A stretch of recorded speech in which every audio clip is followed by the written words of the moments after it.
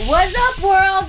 It's time for an interview with DeStorm. What's up, peoples? You know what they say, though. Another day, another interview. Oh, yeah. Yeah, let's do it.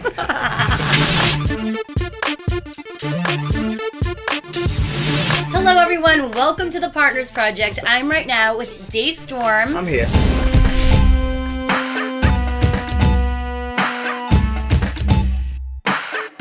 And thanks for bringing us into your abode. I'm loving it. What's up, world?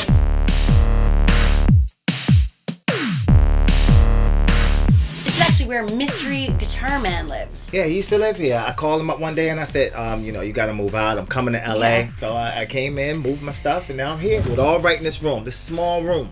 It's actually huge. You just can't see that side. Really? All right, so tell people how you got started. From Baltimore, I was trying to pursue my career as an artist. It wasn't working out the way I wanted, so I moved to New York. I started writing as a ghostwriter, meaning writing for other artists. And then from there, I read an article about YouTube, and I decided that it was something I wanted to do. So I tried so much stuff and failed so many times. What was your first video?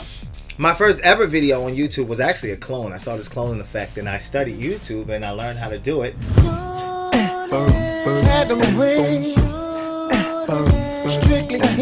It was some BS. It was bad. How did you discover your niche? I knew I could do music because I came from the music industry. I had to find a special way of doing it and delivering it to the people, because there's a lot of musicians on YouTube, a lot, and I wanted to find a way to deliver it. And I knew if I delivered the visuals along with the audio, then I can have a special niche with the music. So how long ago was that when you just started?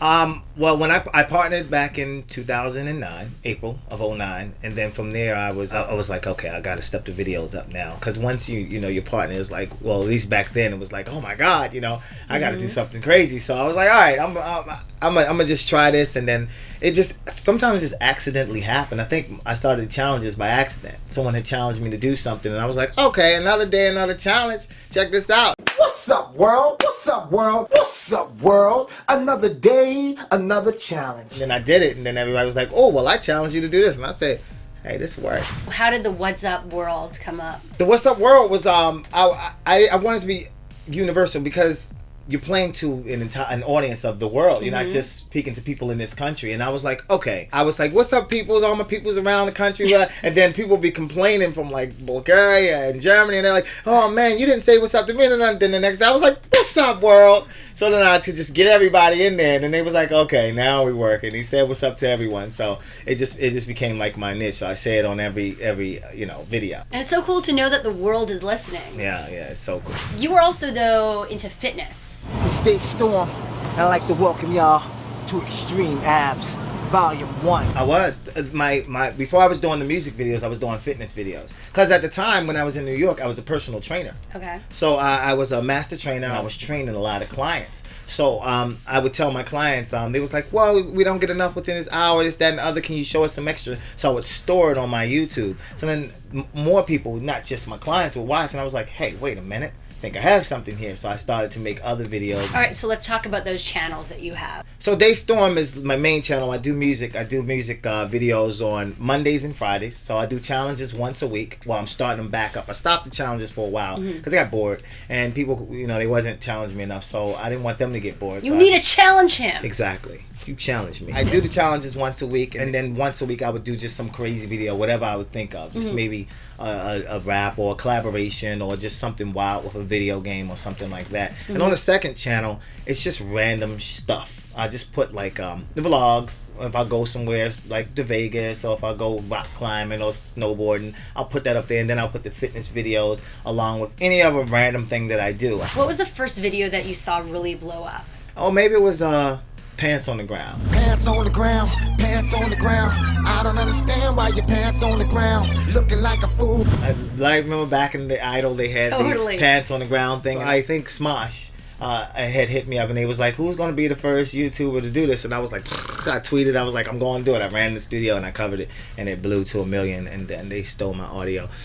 best. Do the audio swap, and I'm like, no, not my biggest video. And I had like the Larry Platt in there, and I had his visuals in there and stuff. And I thought it was like parody, but you know, it's kind of funny with the law, so they took the audio, and I was like, no. But it's still a big video. I saw it on your channel. Yeah, it's still a big video. Yeah. What's the craziest challenge that you've had to do? Probably when I jumped out the plane. Gotta catch my breath. Just jumped out the plane and I'm scared to death. Someone told you to jump out of a plane. Yeah, it was like they told me challenge you to go skydiving, and I remember in one video I said I'll never go skydiving ever. They challenged me to rap on my way to the ground. So like I'm in the video, and then you got the cameras around, and I paid for 2 camera guys. I had to do it. So I'm up in the plane, and I'm like, oh my god, I gotta jump. How the hell y'all convinced me to do this?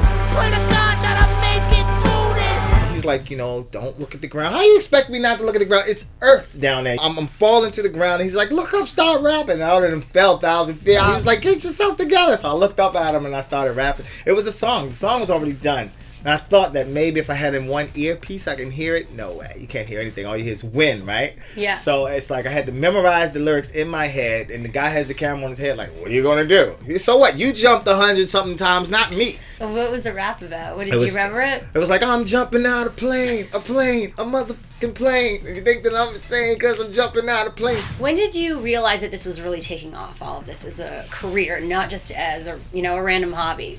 When I became a partner, I knew I was gonna go. I said I'm gonna do it until I go. I don't care if I don't sleep.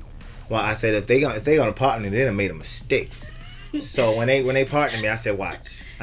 And I set goals. I think my goal for last year, I said I wanted to have 500,000 subscribers, and I ended the year with like 610 or something like that. So I was like, take that. I'm pumping out like 104 videos a year on my main. That's just my main channel, and you gotta live your life and still pump out videos on the second channel. A lot of people don't understand that it's a lot of work. It's a lot of work. How did DeStorm come to be, the name? When I was born, my mother... Oh, is that your real... Sounds like a superhero name. Yeah. And I thought mine was I know, Shira. everybody says that. No, that is my name. My last name is Power, P-O-W-E-R, DeStorm Power, so that's pretty cool. But everybody's like, oh, Storm, it's super... But think about it, I can't have a name like DeStorm and be working like, okay, I got your letters. I can't do that. So I had to do something. You need to do something big. Gotta do something big. I'm not doing something big. I gotta get bigger. Subscribe. What do your parents think about what you do? They my parents love what I do. They always love what I do. My family, my sisters, brothers, they love what I do. So it's cool. Do they get it? Oh, they better get it. When they get a trip to LA, they better get it. Oh. Right.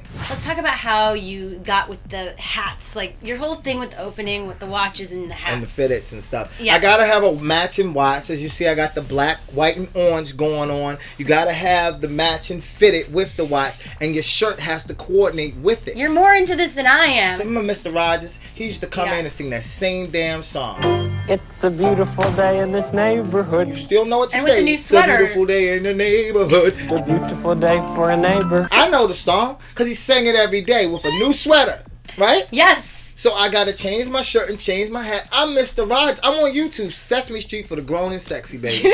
That's just what I call You're it. the new Mr. Rogers? No, it's not. I'm just saying, like, you have to have a certain kind of uniformity to what you do, so people can kind of relate to what you do. You can't just be all over the place. If you notice, a lot of YouTubers, they do like this. They have their intros. They have them set. They have what they do, so you know them for certain things.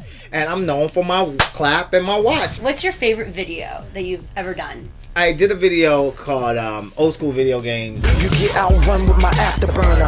More loot means more metal gear. Got the skills like track and field and a Carvey warrior in the battlefield. It was called I Control My Life, and I was going into the old school video. The editing is not that good on it, but I just liked the song, and I thought it was dope back then. I like I Am the World. It was actually a video I did, and I wasn't even known as a YouTuber. I had like 7,000 subscribers, and I actually traveled all the way down the East Coast and took my brother with me, and we actually went and shot it live, and I did a song called I Am the World. I am the world. I am the vision. I am the people. It was pretty cool. It doesn't, it's buried way deep into my catalog, but I like that. It was an inspirational song. Do you love this? I love it. I do. I really do. I enjoy it. It's best. I had like 30 jobs, and this is one of the best jobs I've had. Yeah. What are you hoping to do with all of this? Well, I'm working on getting a reality TV show. Hopefully, I've been talking to a couple of major networks. I'm not going to name them. Nice. But I've been talking about 2 or 3 major networks on starting a reality show, taking the actual challenge show onto the big screen. And new stuff with Pepsi. I think I'm maybe the only unsigned artist to ever do a national Pepsi commercial that's running on TV. Cool! So Congratulations. That's pretty cool. I shot a lot of videos with a lot of other, YouTubers. They just haven't been released yet. They'll be releasing throughout the upcoming months. And the concert, you're doing a whole tour. And then the tour is in April. We don't have actual dates, but you go to digital.com. I'm going with a lot of other major YouTubers. We're going on tour. It's a lot going on this year. Hopefully I could get in a feature film or something like that. I've been talking about that with a couple of folks. What are your inspirations? Do you have any people that you really look up to? I come from a world of track and field, so I used to look up a lot of athletes like Michael Johnson. I look up to my mother. She was an inspiration. Muhammad Ali was an inspiration to me. I look up to President Obama because a lot of people, whether they like him or not, I mean, he did do the impossible. So I thought that was pretty amazing. John F. Kennedy, I used to love his speeches. Musically, Quincy Jones. He was dope as hell. A lot of writers who wrote good music. I even like Taylor Swift. I think she was a genius because she was a kid writing for like big artists, and a lot of people don't understand it. I like a lot of artists that people hate on because it's like if you're getting hated on, they must be doing something amazing. Do you have any bigger artists that have approached you to work with you? I'm going to be working with a few artists this year and entertainers this year. I'm not going to name them. When people like that approach you, are you like, oh my god, calling your mom and like, you cannot believe who just called me? No, I'm not making calls, because I feel like I'm going to be there shortly. So I'm like, okay, this is cool. Let's do this. So I'm going to work with them, and we're going to work some magic, I mean, they didn't approach me because I was whack, so I feel like they approached me because they thought I was dope. So I'm like, well, I must be dope. DeStorm, it has been a pleasure.